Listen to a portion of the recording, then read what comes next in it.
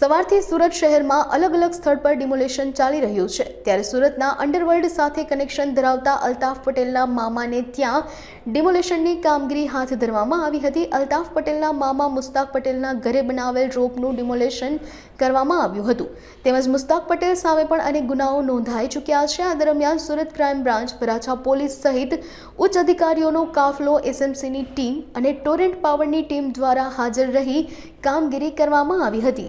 Surat crime branch દ્વારા પરમ દિવસે Surat crime branch અને લોકલ પોલીસ દ્વારા પરમ દિવસે કાંઈ કોમ્બિંગ હાથ ધરવામાં આવ્યું હતું જેમાં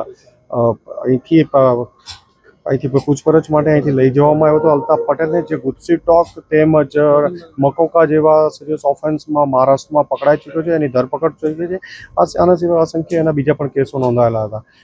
ડીજી સાહેબ દ્વારા જે 100 કલાકની મુહિમ આપવામાં આવી હતી એના અનુસંધાને એની પૂછપરછ કરવામાં આવી હતી અને પોલીસની આ રેડ દરમિયાન આયા ગેરકાયદેસર બાંધકામ જોવામાં મળ્યું હતું જે એના મામા મુસ્તાક ઇબ્રાહીમભાઈ પટેલના મકાનમાં કરેલું હોય તો આજ એસએમસીની ટીમ તથા લોકલ પોલીસ દ્વારા સાથે રાખીને જોનવંત સાહેબ અને એમની ટીમ દ્વારા સાથે રાખીને એક તોડવાની કામગીરી ચાલુ છે। એની અગાઉ ધરપકડ થઈ ચૂકેલી છે અને 93માં એમની ધરપકડ થયેલી હતી અને એમને કન્વિક્શન પણ થયેલું હતું પણ સુપ્રીમ કોર્ટે એક્વિટલ આપેલી હતી।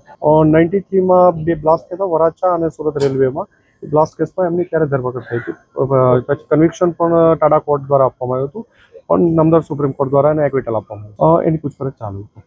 2 મકાનોને જોડે છે એવો એક પુલ બ્રિજ બનાવવામાં આવ્યો છે અને વચ્ચેની જે ગેરકાયદેસર બનાવવામાં આવ્યો અત્યારે તો સામે એક જ નજર સામે દેખાઈ છે।